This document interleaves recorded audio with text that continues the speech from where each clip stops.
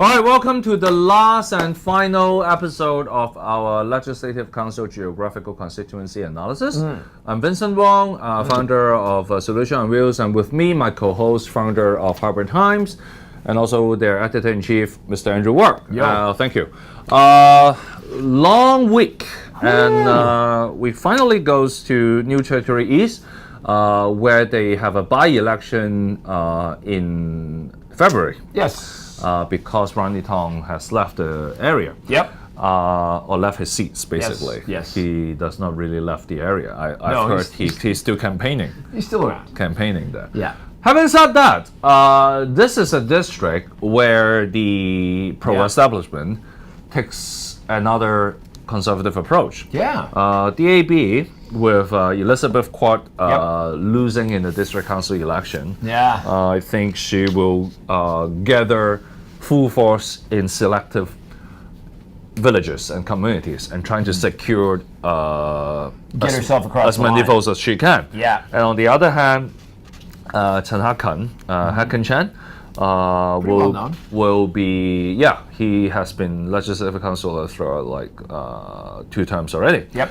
And he is getting help from the used to be Lau Guangwas, who is now the secretary for Home Affairs, voter space, primarily in from Sha Tin Taibo all the way up to the northern districts. Yeah. So I think DAB would be very, very conservative to make sure that they got all the votes they have. You think they can get 2 lists through Elizabeth Quat? I there think are 9 seats. Yeah, I think they will try to get as many votes as possible. Of course they're going to try, but will it be enough for Elizabeth Quat to get across the line? Like Chen Hakken, we're pretty confident. Yep. Elizabeth Quat is, I think she will get in on the lower part under the proportional representation system, maybe 6th, 7th, 8th Down place. towards the end? Well, let's put it down as a maybe right now. Yeah, and then you have FTU who are rather safe.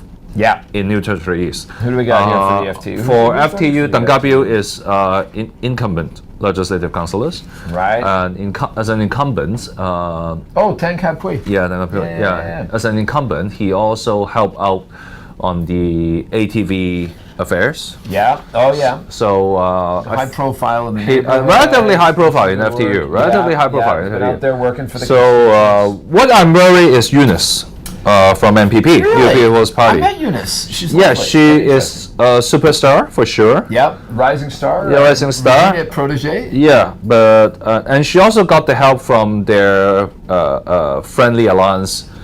Civic Power, right? Yeah. And but I'm not sure because she is relatively not that popular. Why is that? Because not that popular. It's not that well known. Okay, not because people dislike her, because she's very likable. Yeah. So computer. Let me just give the background because it's interesting. We wrote about it at Harbour Times. Yep. Read the article, but computer programmer and gamer turned lawyer. Turned politician who also plays saxophone in a band, and it's actually pretty good. Yeah, and I think Eunice would be the new formula for the pro-establishment camp. I've heard that the pro-establishment camp, and in particular Beijing and the western side of Hong Kong Island, has been worrying or even questioning the formula of grooming Priscilla Leung, because they used to think Priscilla Leung is a good formula. Right. Because if you still remember, DAB actually gave up their seats for Priscilla. Right. It's a coordinated campaign back then. That's why Priscilla got the votes, because the DAB actually gave the seats to her. Right. And a lot of pro-establishment camp people, especially those who are close to Beijing, thought that if you have a lawyer who teaches in a university with a sample family, a trophy family, then you may got the votes, and you could groom talents like this. But Priscilla has been, in some people's eyes, a laughing stock. Okay. Yeah, so I think Eunice is the new formula. Yep.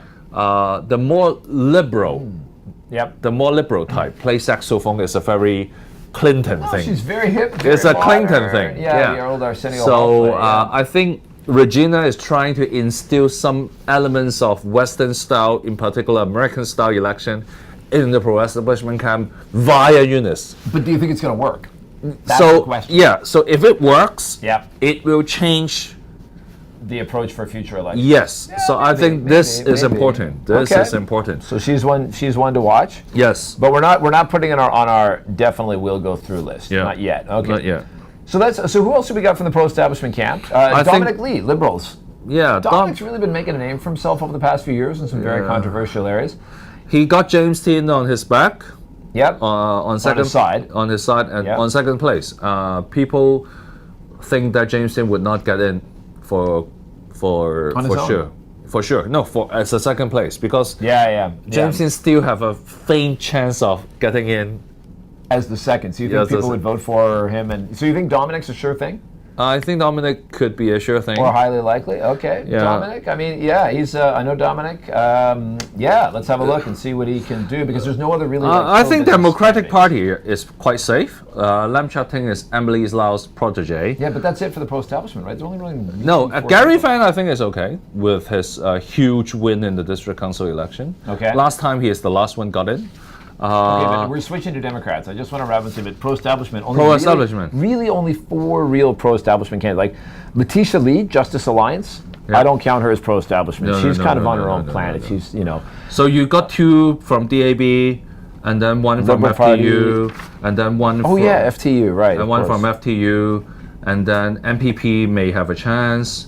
Yep. And Liberal Party, and also if you count the villages as pro-establishment camp, you got Gary Howe. So you think Gary Howe's likely to go through? What do you think his chances for are? Gary villagers Howe? who got an English name as Gary is very interesting. Okay. Yeah, because villages got an English name. Yeah. Well, they tend to be more traditional, but you think, Yeah. So but Gary's technically running as an independent, right? Yes, But because really, he- he's the village people guy. But you figure he's a shoo-in. He is a shoo-in, and he may split some of the votes from DAB as well as Liberal Party. He is the reason why Liberal and DAB got really worried. Because they're a little bit worried about losing somebody there. Yep. Okay. Okay. So he is more like a destructive force rather than he would be able to get in. But you figure he's quite likely to get in. Because that gives us 4 likelies, and then we've got Yeah. Quat and Young kind of Yeah, bringing up the rear. yeah. And okay. then going to the Pan-Democrats camp, Yeah. I think Lam Chia-ting, being Emily Lau's protege, is relatively sure. So you think the Gary Fan, I think he's sure, unless the localist movement is much bigger than we think. Right. Well, we should talk about the localist movement. Okay. Well, Yeah. or do you want to wait? Until And then? then So you got who used to have almost highest number of votes. Yeah. Long hair. Yeah. Long hair's in. You sure long hair is in? Oh yeah. I mean, he's always got the highest number of votes. Even if he lost half his votes, he would still I'm a cross the bit line. worried about long hair. Although he Yeah. got a lot of votes, He was talking about maybe not even Yeah. running. I mean, and then People's Power, I think it's not safe in this case. Right. Raymond. How about Raymond Chan? Slow beat. People's Power. That's who you're talking about. Yeah. A little iffy. Ji-chun, yeah. Right. Even Labour Party, Fernando Zhang. Who am I looking at here for Labour Party? Fernando. Fernando Zhang. Really? I think he could be. I mean, he's been doing the work. He's been Yeah, high I profile. know. He's done a lot of work for a lot of different groups. I mean, there's a lot of people that would come out to organize for him. I know, but a lot of the votes may go to Civic Party, Yeah. the new star of the Pan-Democrats. Mr. Alvin Young. Yeah. So Alvin Young may got a lot of Orlando's vote. Again, this is starting to look like Hong Kong Island all over again, where the Pan-Dems are just splitting the agree. vote too many ways. And I mean, I agree. there's some good candidates in there, but And you know what? They're just You splitting know the vote. what? They can't get organized. The residual effects of Ronnie Yeah. is going to the path to democracy, right? Yeah. So Ronnie Tong's vote are not going to Labour's party, and they are not going to Civic Civic Party, at least not 100%. Yeah. At least not 100%. Well, and then when we're looking at like the long hairs and slow beat and guys like this, are they going to lose out from the rise of the localists? I mean, the localists have put two of their strongest candidates, Edward Leung, who came in a strong second in the by-election, and then you got Wan Chin.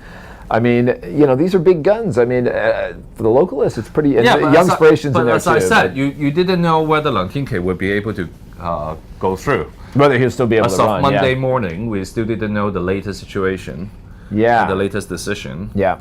Whether he is a valid candidate or not. So if he's out, then Wan Chin. But Wan Chin, I mean, is he going to be I don't know what the out? Pan-Democrats think, but definitely some people would wish Leung Tin-Kei would be gone. I'm sure they'd say it's a travesty and a travesty of democracy, but maybe they might secretly be happy to see some of these guys go. That would be taken from their vote. Actually, I've heard people saying this in the Pan-Democrats camp, but I'm not going to reveal my source. But with that, I think New Territory East pro-establishment camp would very likely got 4 seats, but I'm not sure whether they could get the 5th seats. Yeah. Yeah. Yeah, I mean, it looks like a big pro-establishment. The pro-establishment's got 4 solid seats because they haven't split their vote. Yeah. And they might get a couple more, but I mean, the pandemic's the only thing I'm asking you to look at is whether the so-called people in the middle of the political spectrum would get a chance. Yeah. Because I think on the one hand, Ronnie Tong's protege from the Path to Democracy will be contesting in this constituency. Yeah. And then Liberal Party also moving to the middle ground is also contesting. And also Fong Guokshan as well. So I would be interested to see whether the middle ground would actually be able to select someone. To put somebody through. I mean, it's people said it's never going to happen. Yeah. But if anything is going to happen, it will be New Territory East. With Leung Tin-Kei gone.